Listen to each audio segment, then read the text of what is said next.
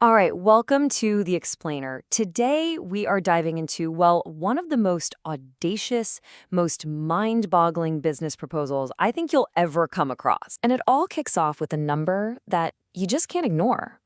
We're talking about a plan to generate $1.5 trillion annually. And that quote right there, that's a single sentence from a pitch to Universal Studios, and it really just captures the sheer scale, the ambition of this whole project.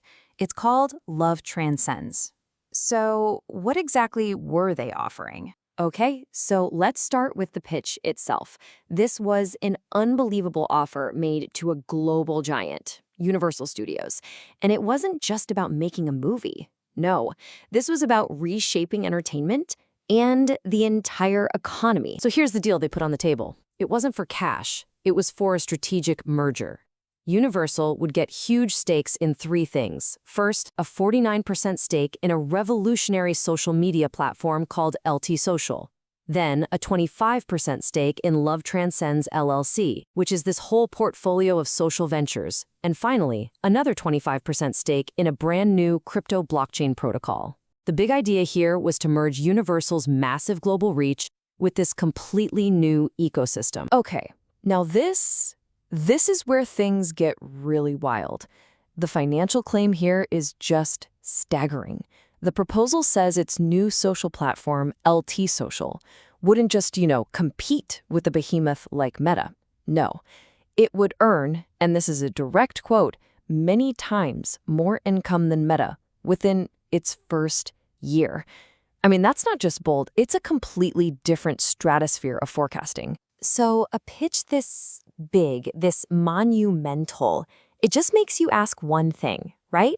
Who on earth is the person behind all this? Well, the documents name the founder as John Jasper River Alexander Strongman, but he also has a chosen name, one that's used all through the proposal, Rainbow Jobs. And yeah, that's a pretty clear nod to another famous tech visionary, isn't it? Now, this is where the story takes a really interesting turn.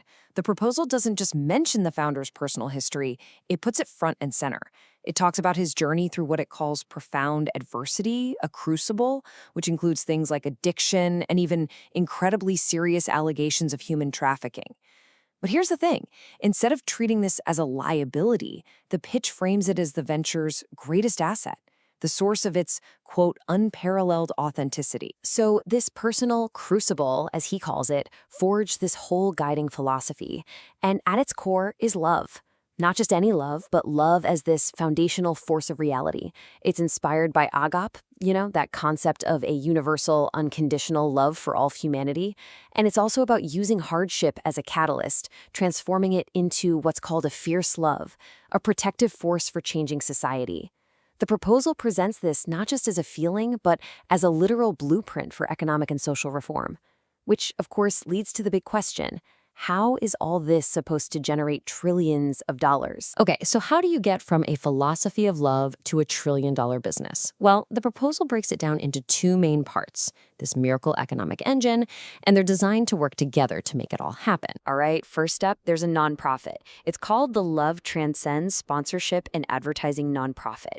Bit of a mouthful, so we'll just note the acronym is LTSNANP, and its goal, just to completely re-engineer the entire advertising industry. No big deal. And the process for doing this is, well, it's pretty radical. So step one, the nonprofit would somehow collect 75%, 3/4 of all U.S. advertising income. Step two, it would then give that money directly to citizens in the form of cryptocurrency, specifically USDC, which is a stablecoin.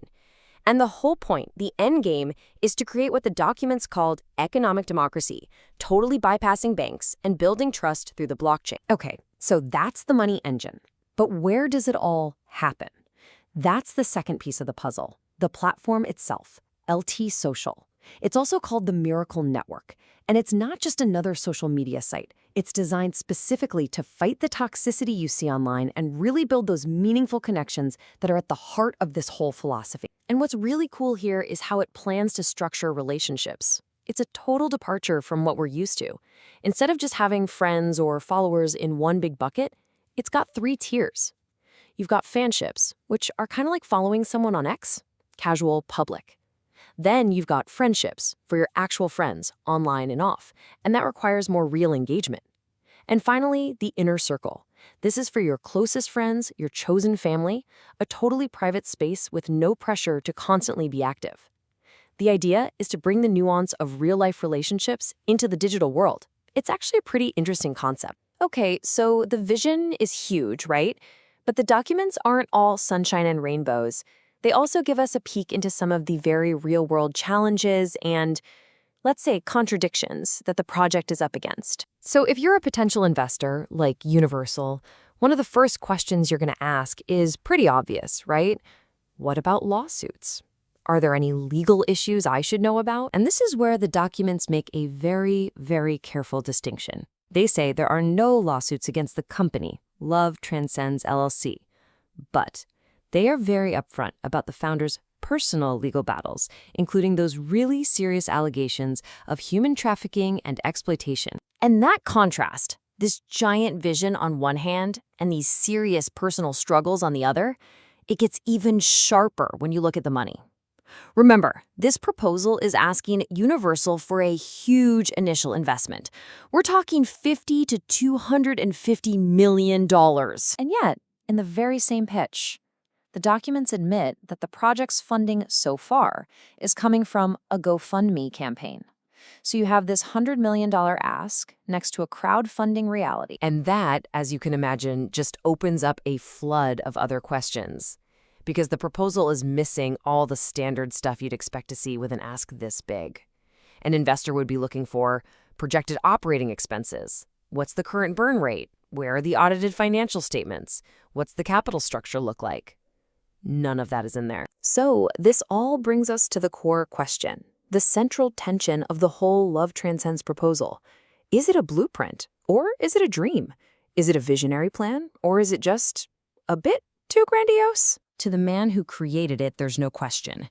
This isn't just some lofty idea. He calls it a concrete economic blueprint, a plan to literally rebuild society from the bottom up. So in the end, what we're looking at with the Love Transcends proposal is this massive, sprawling vision for changing the world. A vision that was born directly from one person's profound trauma. And it really leaves you with a big provocative question, doesn't it? In this era where everyone's looking for disruption, for new answers to old problems, where do you draw the line? When does a vision stop being a paradigm shift and start being a dream that's just too big to ever be real?